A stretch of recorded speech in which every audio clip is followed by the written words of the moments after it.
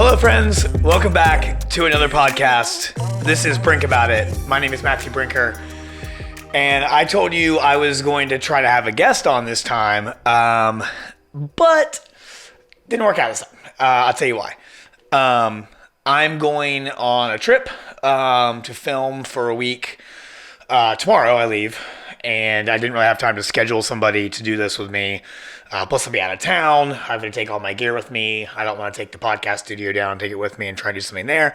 So I am filming this a couple days earlier than I normally would. I've been filming on Mondays, but I'm filming this is Saturday. And the real reason I want to do this anyways, but I'm going to make this the episode for the week. I am working my last shift in a restaurant tonight. God. I thought I'd go further than a minute without getting choked up. God. Where do I start? My dad told me when I was a kid to learn how to bartend. He told me a couple things that I think are really important. He said, always do your best to make money for the people that sign your paychecks, and you'll make money. You'll always have a job. He said, learn how to bartend. Someday it'll save your ass. And he said, get good at golf. You never know who you're going to meet on a golf course. It's a good skill to have. I've always tried to work in every business like it was my own. Like I was the one signing the paychecks. I've always tried to take care of problems. I know I'm not a perfect employee. I talk too much. I'm loud, I'm boisterous, I'm opinionated. But I'm myself. And I've always tried to make money for the people that I've worked for. Bartending has saved my ass more times than I can count. It's... God. It's the reason I have all this. So, I am eternally grateful to this craft that has saved me more times than I can count. The people I've met, good and bad. If you know, you know. If you know me, you know. I've met some bad ones. I've met some really good ones. God, it seems like all of my best friendships in my life have been forged in a restaurant or a bar.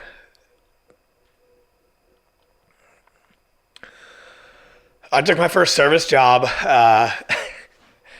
in 2006 in Huntington, West Virginia. I walked into an Outback Steakhouse at I think maybe 2:30 or 3 o'clock on a random day and handed him a resume. And Jeff Castle was the general manager and the owner. He was the proprietor of Outback Steakhouse. I didn't know that. And he said, you got a minute? I said, yeah, I can talk right now. And he actually sat down with me right then. Actually, I think he might have said, I think we might have talked for a minute. I think he might have sent out Haynes. And if you're an OG and you know me from back in the day, you know Haynes, man. Haynes Watson. He was a cool dude. God.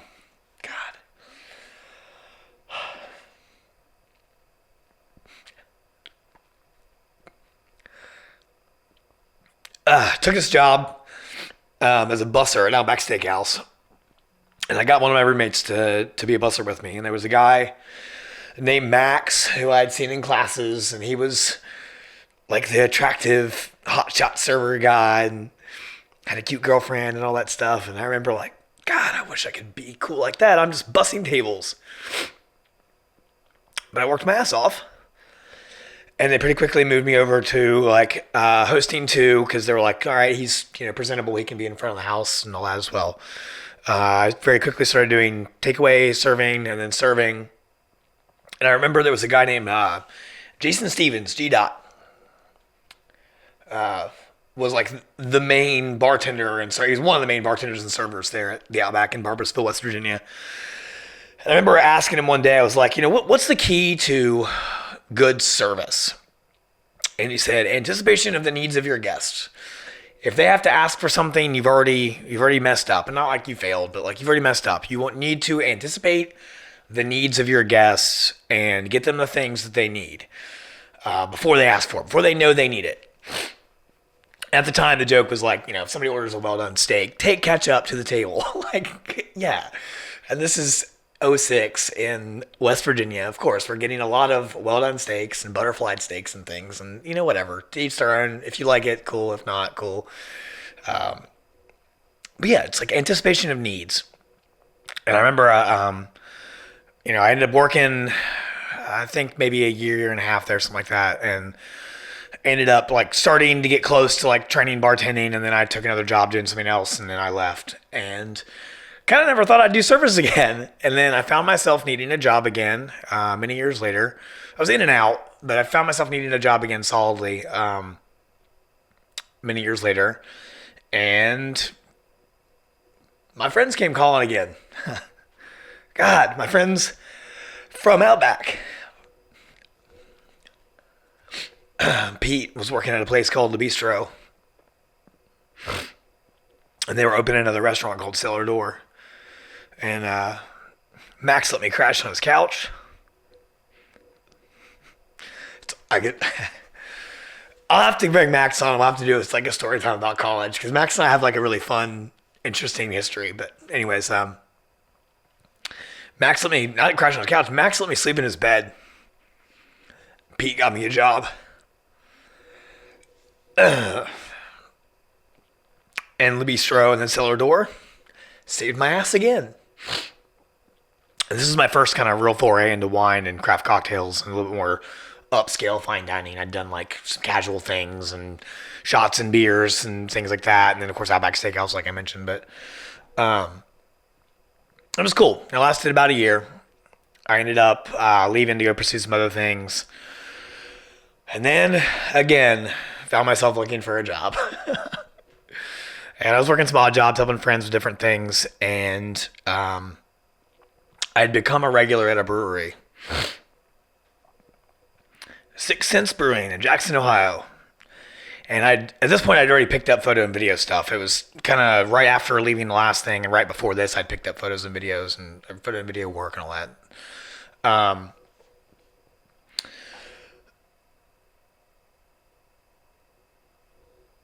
God, I lost my train of thought now. 6 Sense. I know where I was. I had offered to do photos and videos for them and help with social media and stuff. And, nah, not really, not right now. Don't really need it. I didn't have my drone certification. No, we can't use those. It's not legal, stuff like that. And then one day, a guy from the brewery sent me a message and said, hey, we're doing this collaboration with this other brewery that's pretty big, and it's a big thing for us. It's our first collaboration. Can you come film it? And I was like, sure. And I knew nothing about craft beer. And I literally was so poor at the time that they had a Scottish ale that was 8.6%, and they were $6 a pour for a 12-ounce pour, and I could drink 2 of those and feel good and hang out for a couple hours at this brewery. It was becoming like the community hub. And then go home. And that's all I could afford was 2 beers and a tip. And like once a week.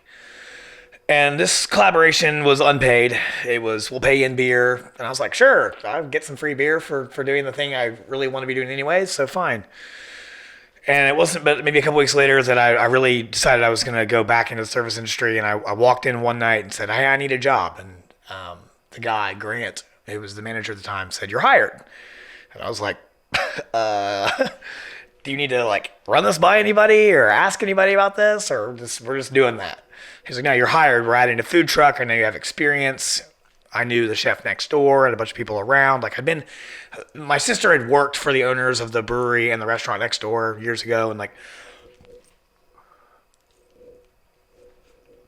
so like, it was kind of a known quantity. It was people familiar. It was near my hometown and all that stuff. So, did a couple training shifts, and the weekend of our 1-year anniversary, my bank account was negative $130 in the red because I was poor. And that night of our first anniversary, all 3 of us walked away with $400 for the shift, so I could get my bank account back in the green And then the food truck had launched. So more shifts became available because they needed another bartender to run food and things. And then like 2 weeks later, they were like, we want you to run the place. We want you to take care of the tap room. Started doing the social media for them. Ended up becoming the general manager, doing pretty much everything there. Besides, obviously, I didn't own it. I didn't do the taxes, and I didn't do like some of the bigger decisions. All that stuff weren't in my hands, but there were collaborative conversations about those things usually. But a little over 3 years spent in Jackson at 6 Cents, and the thing I'm most proud of is honestly that community that we built, hiring people that needed a hand and teaching them to bartend. And using the lifeline I had been given as a bartender to extend lifelines to people that would then change their lives. And there were 4 or 5 people I hired over the years at the brewery that had no experience that I trained, that I changed their lives. And I didn't. I gave them an opportunity. They changed their lives. The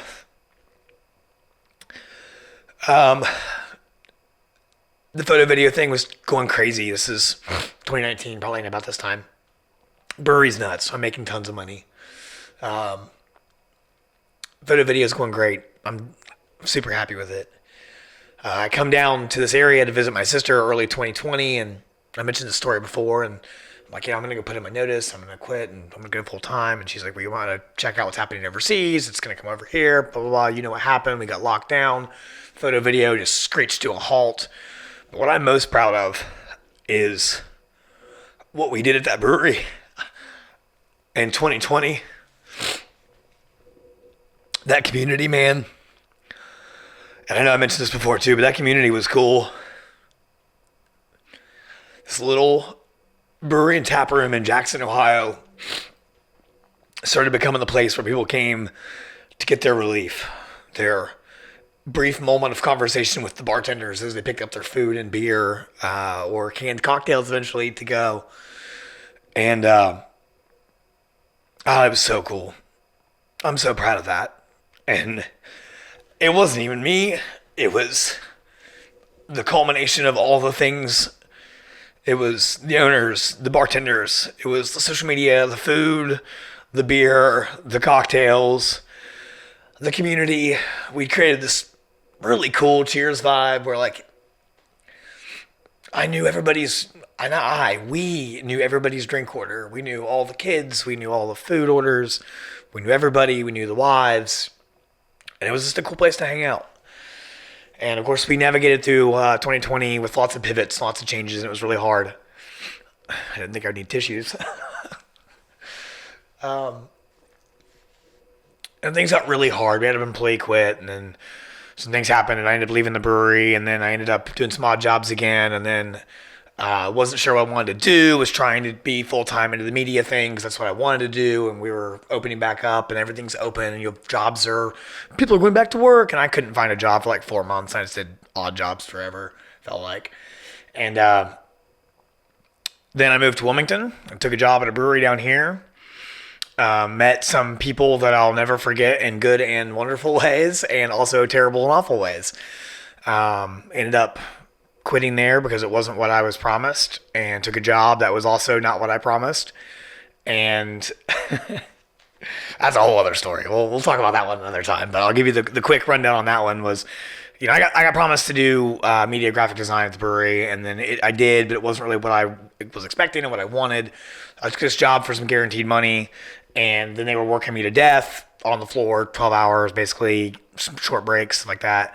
Wanted me to do photo, video things as well.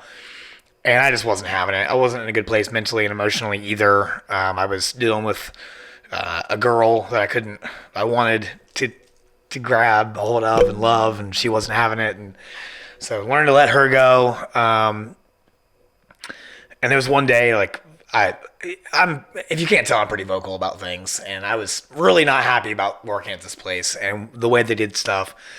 And we had a meeting one day, and they're like, "What's wrong?" And I laid it out like, "This is wrong. This is wrong. This is wrong. This is wrong. This is wrong. This is wrong." Like, and they were like, "Yeah, you're right." And I said, "What are we gonna do about it?" And they were like, "We're not sure. It can change, or we're not sure what to do."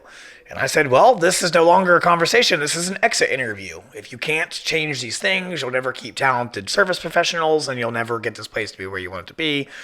And I said, "Goodbye," and I rage quit. And the next day, I walked into a place and handed my resume. The gentleman looked at me over his old man glasses. "You know who you are?" And said, "You got experience, son?" I said, "Yes, sir, I do. Probably not as much as you want, but I'm a hard worker and a quick study, and I'll do you right if you give me a chance." And he said, "Okay." And then I took this job, and I worked my way up into being the head bartender and running the bar, and being the main guy a couple nights a week at another spot. That led to me then getting a consulting gig, also in the same town. It was just going to be a consulting gig, and then she made me an offer, say it with me, that I could not refuse. Everybody that knows me knows the story, and they hate that part of it. So she made me an offer I couldn't refuse, honestly. It was a really great offer. To launch a cocktail program as a consultant, and then come on board as the bar manager and main bartender. Did that. It was great. Super cool. Did a bunch of cool cocktails, a bunch of nice things. Did that for about a year and a half. Total. Realized after about a year in that I needed to step away and pursue this again. I remember sobbing to the owner one day. All my gear was just sitting, doing nothing. And I didn't like that. I've paid a lot of money for this stuff, and I want it to be used. And I was just sitting doing nothing, and I was like, I need to be doing this. So worked out a kind of a compromise to where it wouldn't leave them high and dry, and it wouldn't leave me high and dry. And I took a job at the place I'm currently at, which is where I'm working my last shift tonight. And I went in there, and I told them, like, I don't want to have any opinions. I don't want to care about recipes. I don't want to be in charge. I just want to make good drinks, and I want to walk out. And I'm sure you all see this. Thank you for giving me a soft space to land and for nurturing me. Like, I wouldn't be in this moment right now if it wasn't for you guys. And I'll never forget that, because I needed a soft space at that moment. I had just gone through a breakup simultaneously while trying to figure out how to get to where I wanted to be. And they opened their doors and welcomed me and took care of me and really nurtured me in ways I needed and I didn't know I needed. And I'll forever be thankful to you guys. So, thanks. And last night I think was my last bar shift. I made a drink for myself, one I made that there's a funny story behind. It's the redheaded stepchild of a cocktail that an old bar manager taught me, that I then kind of became known for making in this town. And I enjoyed it. And I'm fine if that's the last drink I ever make.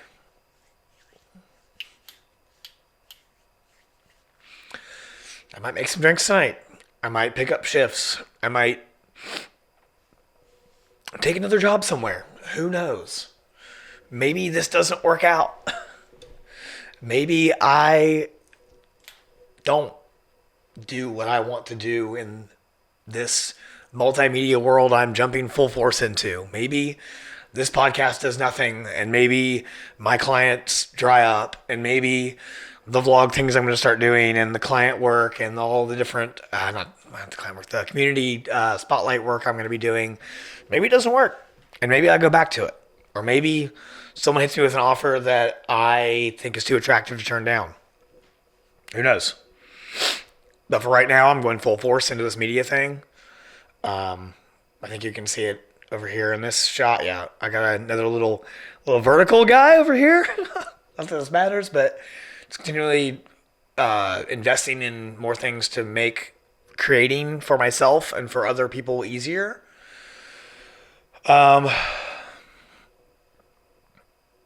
So yeah, I wanted to sit and talk about how I feel about service.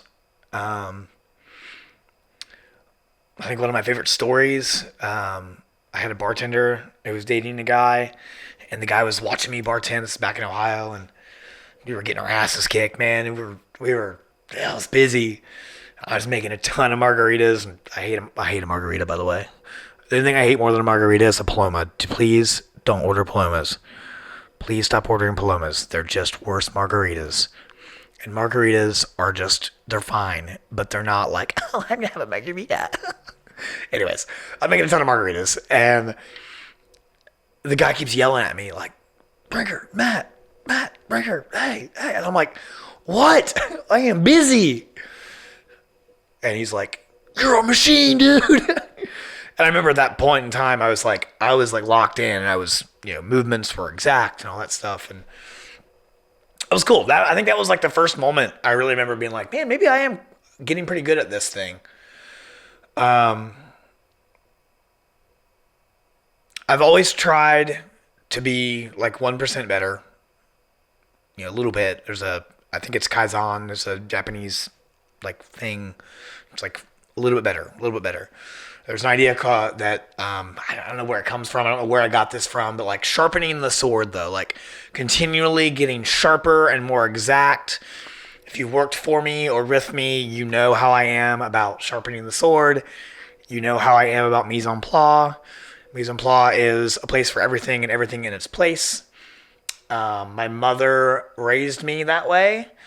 And it's not a surprise to me that when I went into the service industry, it was comforting to have mise en place. And the better you get as a bartender, the more mise en place you need to have. I think failing to plan is planning to fail. I think over prepping is important to a certain extent. And I feel really strongly about the things I'm passionate about bartending.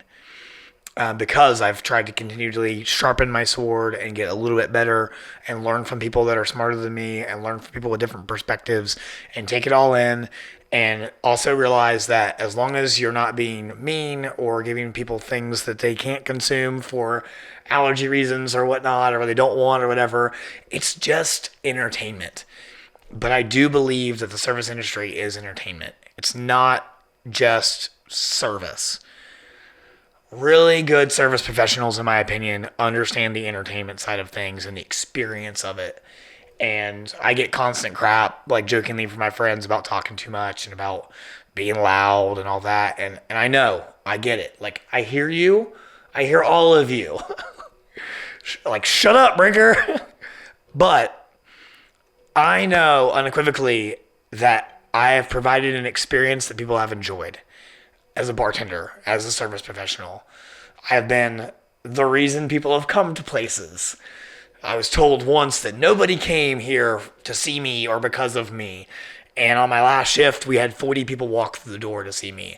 And thank you. Every single one of you, thank you for that. I will never forget that. Ever.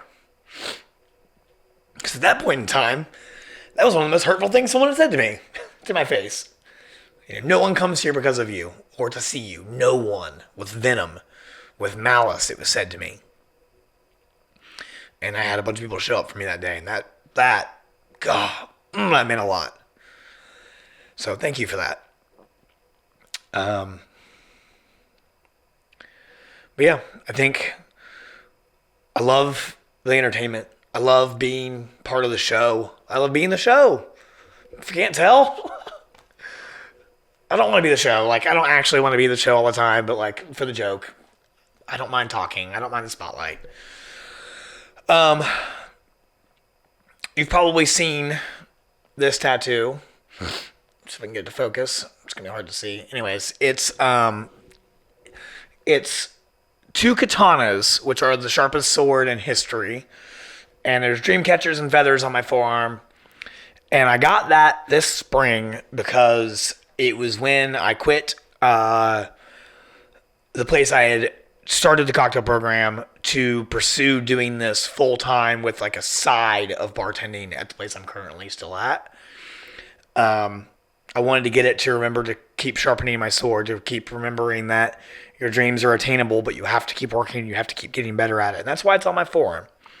It's a reminder to me to continue to pursue the things that you are passionate about and to keep getting better in the areas that you need to improve. Keep strengthening your weaknesses. Keep bolstering your strengths. Continually being kind while you do it. That's part of being sharp, not just being excellent. Being kind and helping other people while you do it. So I'm going to hopefully fall just shy of 20 years in and out of bartending. And who knows? But it's been good to me. I've met some of the best people I've ever met in my entire life. A lot of you that are watching this right now, early on, you early people watching this right now, I'm willing to bet almost every single one of you that are watching this early on in this podcast is probably somebody I've served a drink to or had a drink with or in the service industry with me. Maybe you're a service professional. Who knows? But I'm going to go in tonight and I'm going to do my best. And I'm going to smile and I'm going to be kind and I'm going to be helpful. And I'm going to do everything I can to provide a wonderful experience, not just for the guests, for myself, for everybody that I work with, for the guests, for the establishment, for me. I take pride in it. And I'm proud of the work that I've done in this industry. And I'm proud to be walking away, retiring.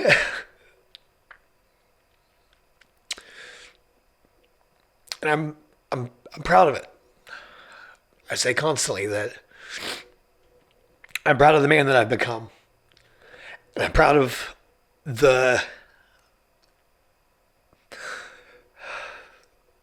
story and the journey, the people that I've met, the people that I've helped, the people that have helped me. Oh my God, the people that have helped me.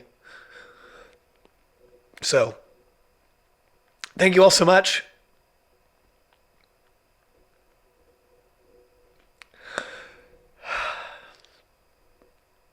Thank you so much for allowing me to talk, to be vulnerable, to vent, to share, to connect. The amount of messages I keep getting about how much courage it takes, and it doesn't. I'm talking to you like I talk to my friend, because I think you all hopefully will be my friends if you're not already. So thank you all so very much for watching, for taking some time to listen to me. I hope I see you soon. Passion is priceless. Execution is everything. Art is never optional. My name is Matthew Brinker. This is the Brink About It podcast. And I'm heading to my last shift as a service professional. Maybe ever. And I'm equal parts scared and excited and sad. And I'm going to experience it all and accept it all because I get to do this. Thank you all so much.